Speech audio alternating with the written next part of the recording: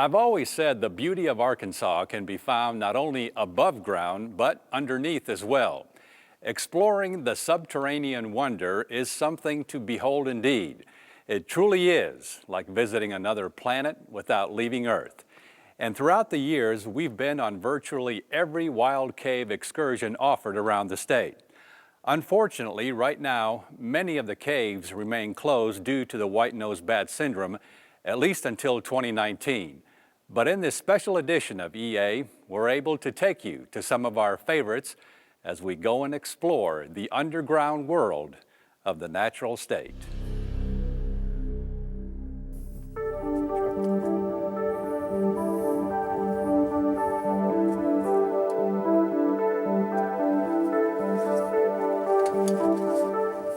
Beauty Cave gets its name from the grandeur of the huge entrance room, which was discovered in the 1920s.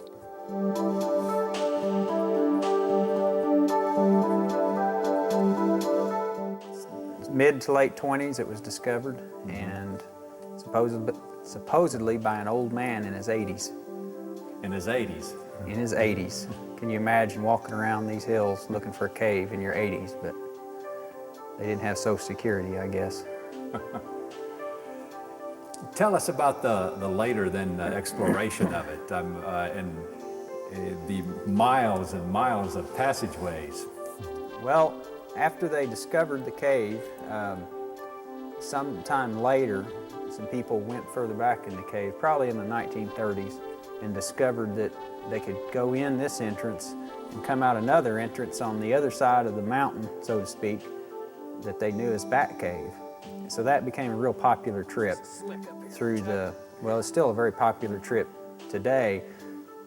The National Park Service manages the entire cave system, and we have the Bat Cave entrance closed and about a mile of passage closed for 9 months out of the year because it's an endangered bat hibernaculum.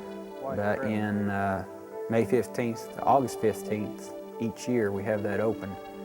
And then in the 1950s, Jim Skirmerhorn and some others discovered that there was a whole bunch more of the cave back to the east of that loop that wasn't really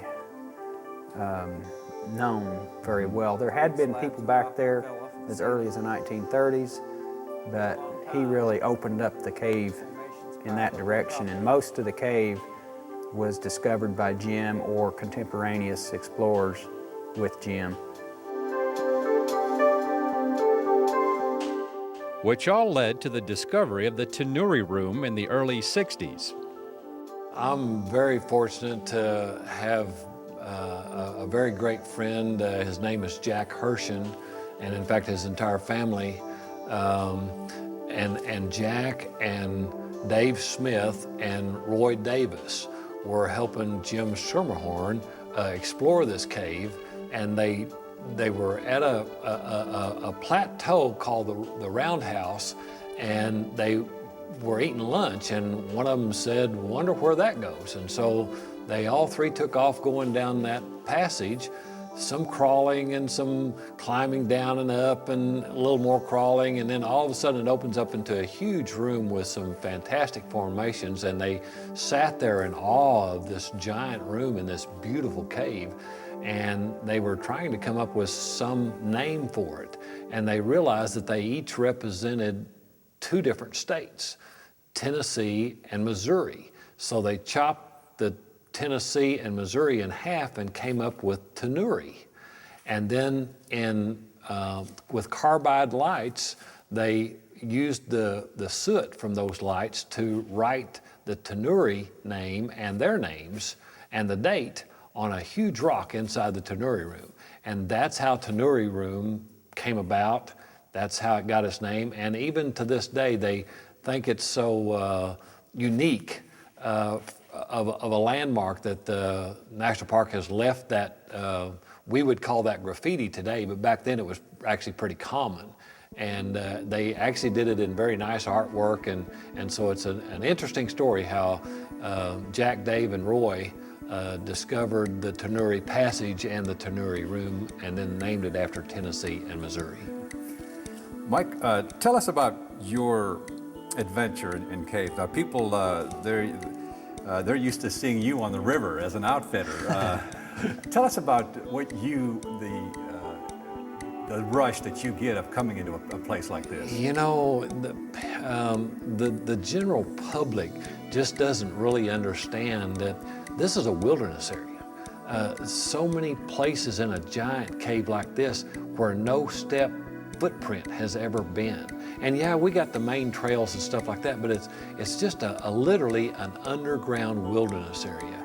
And so for me, I've actually been caving quite a bit. I'm certainly not the authority that Chuck is, but I've been in a lot of caves in Arkansas and have tried to learn and respect those caves and understand the environment within the cave and the creatures within the cave. And it's a completely different world down here. And it's, as you can see, it's absolutely beautiful. It's gorgeous. And so what's not to like about this?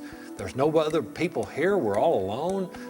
It's just a wonderful way to spend the day. It's great with kids because if you can teach them not to touch things and then enjoy the sheer beauty of the sight alone, it really has some great rewards to it. Besides the fact that it's a constant, 57, 58 degrees? Oh yeah, it's in the summertime it's cool, in the wintertime it's so warm, and so it's always fun being in a cave. I mean, I'm in a short sleeve shirt. Here it is, 57 or 8 degrees, but you're constantly moving, so you don't feel that cold, and so it's a great exercise. It's just a wonderful place to spend some time, particularly in my opinion, with knowledgeable people and with family.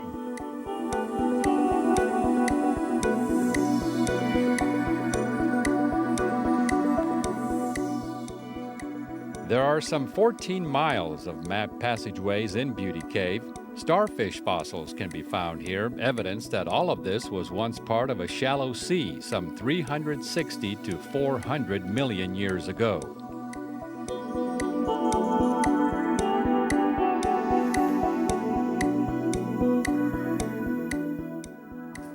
So all these columns here formed from a crack in the ceiling. Water came in, calcium carbonate precipitates out, made these columns. You got to watch your step up here because there's lots of pools. These columns are just awesome. I mean, Oh, they are incredible. Watch your step here. There might be some salamanders.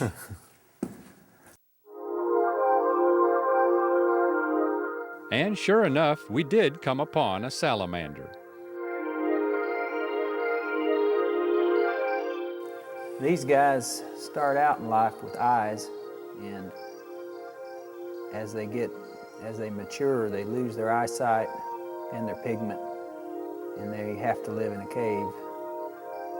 When they're juveniles, they'll have gills. I don't see gills on this one, and as they reach maturity, they lose their gills, and they have lungs, and I guess they live out on the surface, lay eggs and feed in these pools.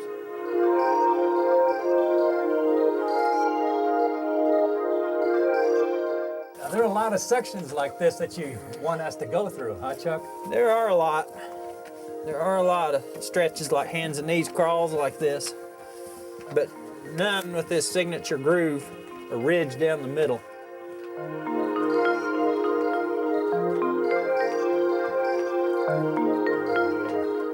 Caving really is like going to another planet without leaving Earth.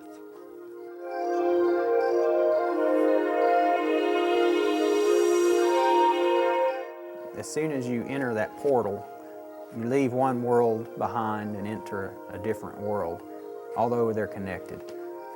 You can see things that, you may see things that no human has ever seen, which is very exciting. Or you may see where people have been living in a cave, 10,000 years ago or something, 8,000 years ago, which can be pretty exciting too. You may see an organism that's never been described by science, or sometimes it's just the beauty of the whole thing. It's just a very beautiful place to be. I personally like the darkness and the quietness of the place. It's no place else in the whole outside world that I know of that you can go and be in just absolute darkness, not see an airplane fly over or a satellite go over in the night sky. It's just pure black and dark and sometimes nearly purely quiet. And I appreciate that. It is like being on some alien world. Yeah. Yeah, it's, I can't remember the fellow's name, but somebody said this is, going caving is the one place left where a person of modest means can discover new worlds.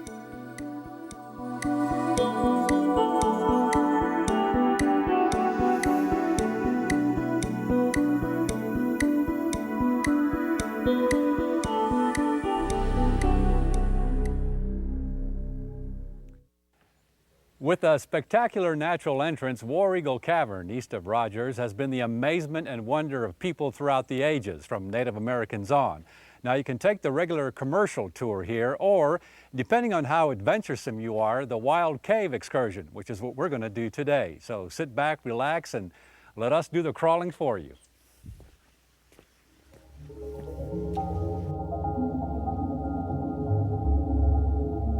War Eagle Cavern is located on the shores of Beaver Lake off Highway 12 east of Rogers.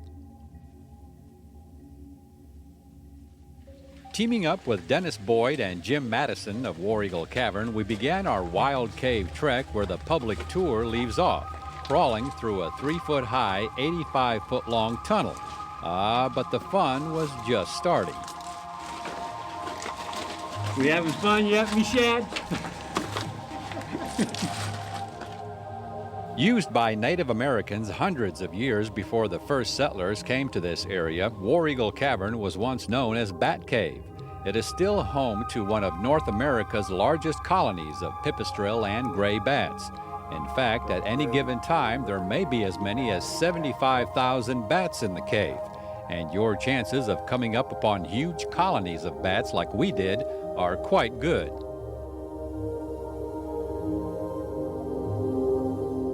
Because the gray bats use the cave as a maternity roost during the spring months, wild cave tours are conducted only from July through October.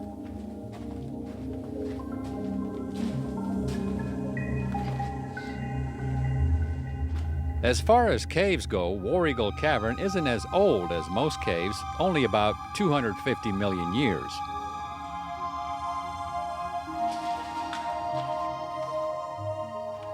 Well, this cave is actually a much younger cave than a lot of caves, and we're a very horizontal cave, meaning this is a river that we've been following going back underground.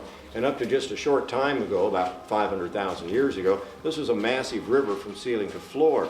But as that river finally receded from there, then things would start growing. And 500,000 years is not enough time to get all of these really growing on there. So you got to come back here, Chuck, in about another 500,000 years, and we should see a lot more stalactites by that time on there. We are going to encounter some further back into the cave on there. Right now, this is home to bats, and as you've probably been able to see, we've got some bats hanging out on our ceiling. They're getting ready to go into hibernation here. They're the little brown bat, the little eastern pipistrelle that we're seeing today. They're not the endangered kind. No, sir. Now, all bats are protected.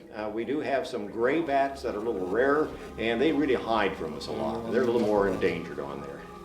I guess the ones with the long ears are the more, the species that are endangered. Yes, sir. There's actually over 1,000 different kinds of bats in the world on there. We have about 2 that make their home in the cave, and probably another 4 or 5 different species that like to hang out here in the summertime. And you mentioned to us before the reason why they hang upside down. Well, the reason a bat hangs upside down, I don't know if we can spot in here, the little distance away on there, but you always see a bat hanging upside down for one very important reason. It's the only way he can fly. He's got very short little legs, big long wings, very disproportionate to his body. So to fly, he actually will let go, flip over, glide, and then fly. And when he lands, he's got to flip back upside down, grab a hold of a ceiling. If a bat's down on the ground, he's in real trouble down there. We talked about the bat guano here, and that's still used today. Oh, absolutely. We have piles of bat guano. We have nearly 100,000 bats that use this cave throughout the year, and they do leave quite a mess behind. Bat guano, of course, is nothing more than bat poop or bat fertilizer on there, used primarily today for fertilizer, but in the past it's been used to make gunpowder, clear back to the time of the Civil War, still use some today. And the thing that ladies always like to hear, it is a key ingredient as a base to make eye mascara with. I don't know if they're going to put any on after this, though. We have a lot of ladies swear off of mascara when they hear that.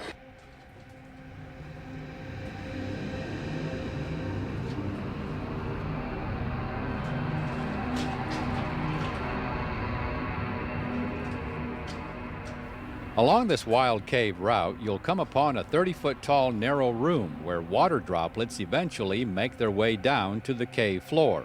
Watching them as they free fall is in itself quite fascinating.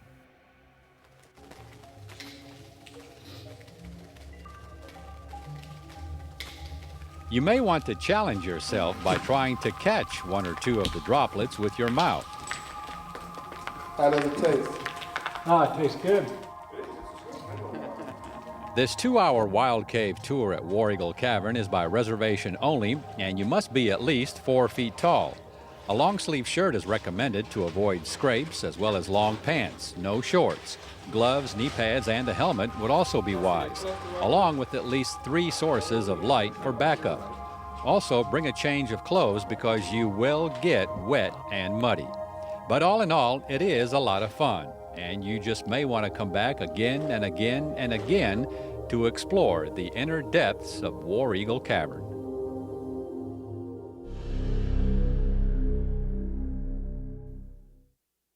Like most caves, Cosmic Cavern north of Berryville also has its unique formations, but unlike other caves, this cavern also has 2 small underground lakes, the bottoms of which have yet to be discovered. And if you're really adventuresome, there's also a wild cave route. So let us take you on yet still another Ozark underground wonder.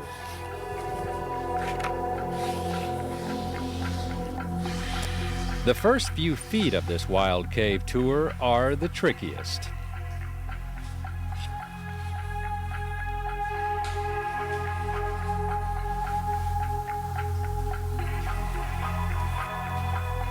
Of course, what our viewers didn't see was we almost lost a videographer.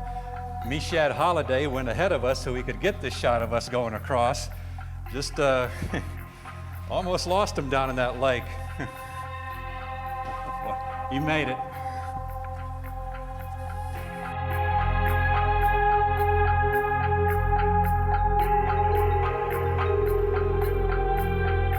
The cave was found in 1845 by a lead prospector, which would be about 1,000 feet behind me. We're about 1,000 feet into the cave here. The cave wasn't open commercially as a show cave till 1927, which is about the time a lot of the show caves opened up. Motels, Route 66 is in the area. A lot of places started, people started going cross country and they want to see the natures and wonders of nature. When they got back in the Ozarks, there's quite a few caves, and by that time there were probably 20 or 30 mom and pop caves. This was one of them, and it was closed during World War II, reopened in 1952. And I came here when it was changed from Mystery Cave to Cosmic Cavern in 1972, and I've been here ever since. The tour has, let's see, the 3 times we've added on to the tour route since I've been here, and we've added from what was about probably a 700 or 800 foot tour is now a 1/3 of a mile all the way through the trip.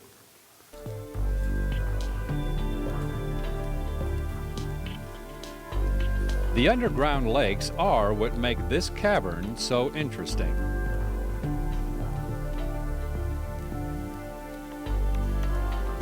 According to the geologists, we're situated in the Cotter Dolomite, and there's a large crack in the ceiling all the way through the cave. 90% of the cave follows this fault line, and a fault can run very deep, and this fault has broke into an aquifer called the Rubidoo. The Rubidoo aquifer feeds Roaring River, Blue Spring, several places in this area, and it never drops below a certain point, so we always have a lot of water. We've got 3 places in the cave that has a constant water level, never goes below that point. It's been up many times up over the sidewalk since I've been here, but it never drops below a certain point, and it just keeps feeding on back further in the mountain.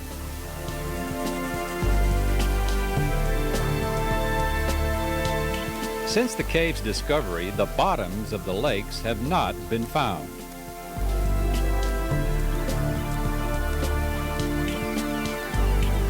Nobody can reach the bottom because man's technology hasn't gone that far yet. We can't figure out how to fit through some of these places. Everybody has ideas. Why don't you train the fish? We have trout in here that we could put lights on and maybe let them go back and have a camera tied to them. We have some really wild analogies about how to get back in the cave, but we never will find a true bottom or a true end because a fault line of this extent can run between 5,000 and 10,000 feet in the ground, which may not be very wide, but it's still there, and that still doesn't take much of a crack in the ground to bring water up. If you've ever had a broken water pipe, it doesn't take much of a crack to cause the water to flood the house.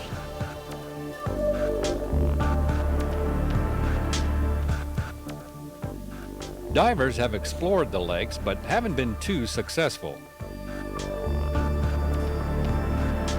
We've had 3 sets of divers, and one diver that in the second lake back here, when they dove to make an IMAX movie that's shown in Branson now, he was able to squeeze through a small crevice and touch the ceiling of a big underwater room and have a 2 million candle power light that he could see the room, but he couldn't fit through it. And the walls were so sharp and were covered in flint, he couldn't squeeze in there. And that is the next possibility as far as going underwater. And a huge underwater room they've seen but can't get to it.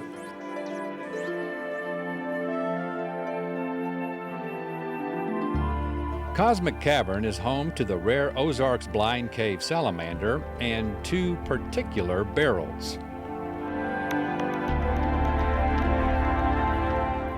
I brought an old man in the cave in 1986 that all the way through the cave he's bragging about when he was a kid they came in here and had some boats they made out of old barrels. And of course the easiest way to make a boat in the cave is roll 4 barrels together and tie them together. They did that with oak poles, and when they had done exploring the cave they apparently left them back here and they sank. Well, this guy's all the way through the cave, he's telling me, I got an old barrel boat he's telling me about. And I showed him the old barrels that when the water's low on the tour, you can see them. And he said, yep, that's our boat. And it was down here in 1911 when I was down here with it. And he was about 11 years old. To this day, we haven't had any eyewitnesses that can go back that far because not many people come in 100 years later and tell you stories. I've been here long enough. After 35 years, I've heard lots of stories from a lot of old timers that have long since passed away. And we have documented quite a bit of it.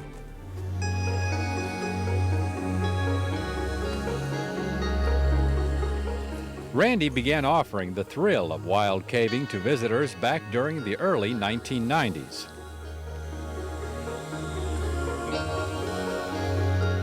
In 1993, January 23rd, we found a whole new section of cave that goes back almost a quarter of a mile. And the little bitty crawlway we had to squeeze through was just like a small augured out tunnel that we had blasted 2 small charges of dynamite. We explored it thoroughly for probably about a month and a half, and within a year's time we had a walkway part of the way back.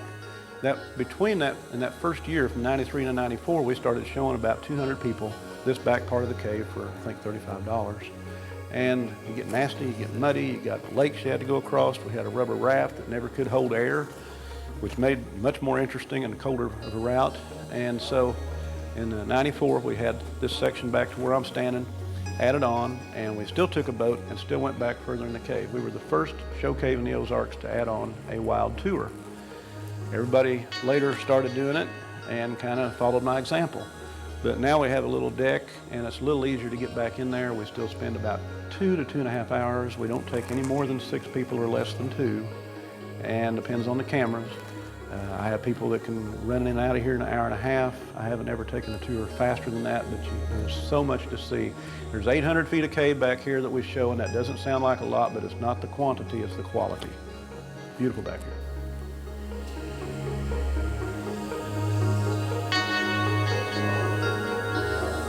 There's one particular cave straw formation in this cavern that is quite unique.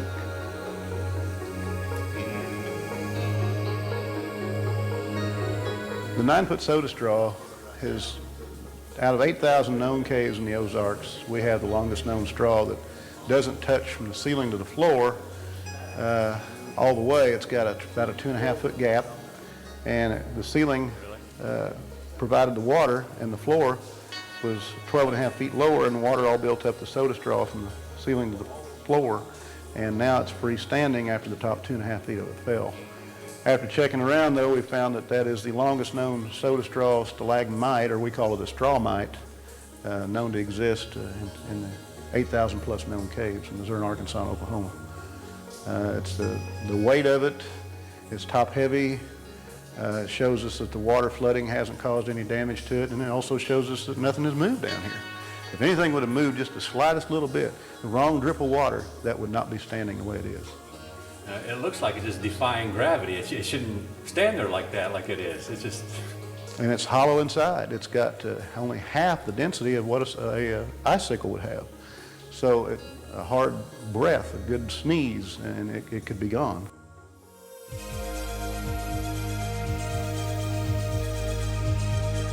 Randy says there's even more cave to Cosmic Cavern.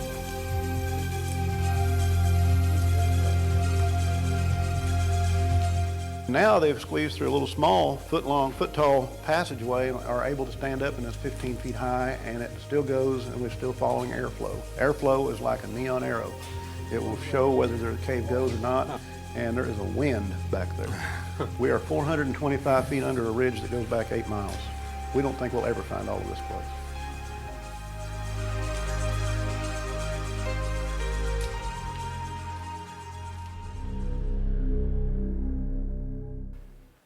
So if you're thinking of possibly getting into wild caving, we highly recommend joining one of the many grotto clubs around the state.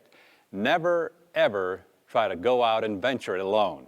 And for more on wild caving, plus many of our other topics and destinations, visit our website at aetn.org/exploringarkansas.